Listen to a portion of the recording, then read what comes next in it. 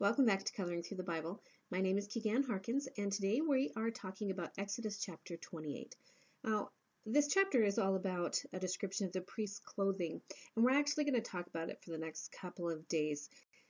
But the first thing that I noticed right off the bat, before we get into any of the symbolism or anything like that, was just how heavy these clothes would have been. I mean, they had gold chains, bells, precious stones, layers and layers of fabric. I mean, the weight of this garment would have made the person wearing it mindful of their movements. And maybe that's the point. So the responsibility of leading and teaching and showing people how to go isn't one that we should take lightly. And that's not something that we can dismiss because we aren't priests or ministers or nuns or deacons or elders, or you can't say, well, since I don't fill any of those, maybe proper positions, this doesn't apply to me. Unfortunately, you can't get off that easy. 1 Peter 2:9 tells us that we all are a chosen people, a royal priesthood, a holy nation, a people belonging to God. We lead by the example of our life every day. Every day we teach by our words and our actions, and every day we're called to pray for others and live out our lives as a sacrifice to God. Those are heavy responsibilities and ones that we shouldn't take lightly, that we shouldn't just walk around our life not mindful of the way we're moving. I mean, those priests were mindful of the way they're moving. If they were to just walk casually, they could lose one of their precious stones. They would, those bells would just make noise. They would constantly be aware of what they were leaving behind, the effect that they were leaving. And that's something that we should be too. We should be constantly aware of how the way we're walking affects the people we walk past. We can't just go out our life just casually, just thinking that nothing that we do or say matters. Think of a weightlifter. Have you ever seen, when you watch the Olympics, or maybe you've seen weightlifters when they're going to lift up those really heavy bars with all of the weights on them? They don't just stroll on up to the bar and yank it up. I mean, if they did that, they would cause some serious damage. They walk up to the bar.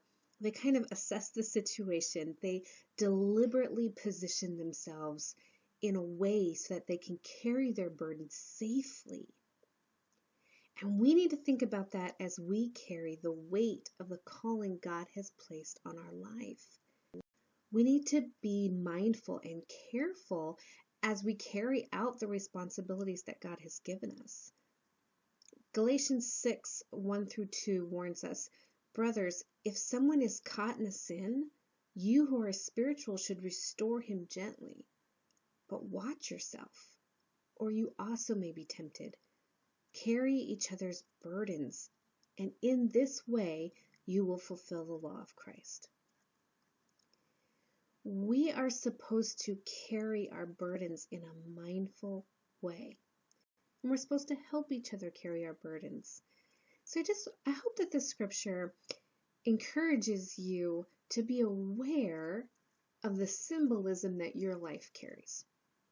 Those priests, when they wore that outfit, those garments, the ephod, everything that was involved in the garments of the priests, they were very aware of the responsibilities that came with that. And anyone who saw them knew immediately who they were because of how they were dressed, because of the way they walked and the way they lived. We may not be wearing a sign that says, I'm a Christian, but our lives should be screaming, I'm a Christian. Our words should be screaming, I'm a Christian. So because people know our faith, our actions, the way we walk, needs to be purposeful, careful, and it needs to leave the kind of impression that we want it to leave. So I want to encourage you today to be mindful as you walk about your day.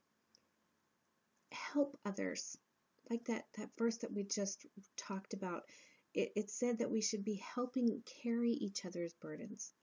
So let's be careful in how we carry each other's burdens and how we carry our own burdens, so that in everything we do, we point to Christ. I hope you have a truly blessed day, and I look forward to talking to you tomorrow.